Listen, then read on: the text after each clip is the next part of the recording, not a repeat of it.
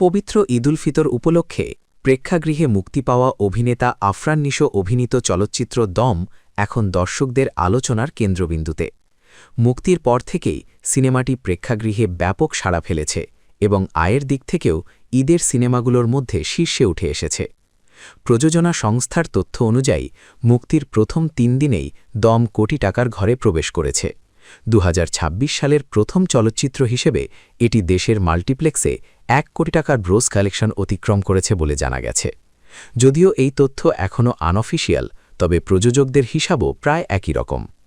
দর্শক চাহিদা বাড়তে থাকায় রাজধানীর স্টার সিনেপ্লেক্সে সিনেমাটির শো সংখ্যা বেড়ে দাঁড়িয়েছে ৩২টি। এর সঙ্গে লায়ন সিনেমাসের ৩টি শো মিলিয়ে মোট ৩৫টি শো চলছে। এর মধ্যে ২৭টি শো হাউসফুল ছিল এবং আরও কয়েকটি শো প্রায় পূর্ণ ছিল বলে জানা গেছে। সিনেমাটির প্রযোজক শাহরিয়ার শাকিল জানান, মুক্তির প্রথম দিন থেকেই দর্শকদের অভূতপূর্ব সাড়া মিলেছে। বেশিরভাগ শোয়ের টিকিট আগেই বিক্রি হয়ে গেছে এবং সামাজিক যোগাযোগ মাধ্যমে দর্শকদের প্রতিক্রিয়াও বেশ ইতিবাচক। বিশেষ করে সিনেমাটির ভিজুয়াল, সংলাপ ও অভিনয় প্রশংসা পাচ্ছে। দম সিনেমাটি পরিচালনা করেছেন রেদোয়ান রনি। এতে আরও অভিনয় করেছেন পূজা চেরি এবং চঞ্চল চৌধুরী সহ আরও অনেকে। সিনেমাটি যৌথভাবে প্রযোজনা করেছে SVF আলফা আই এবং চরকি।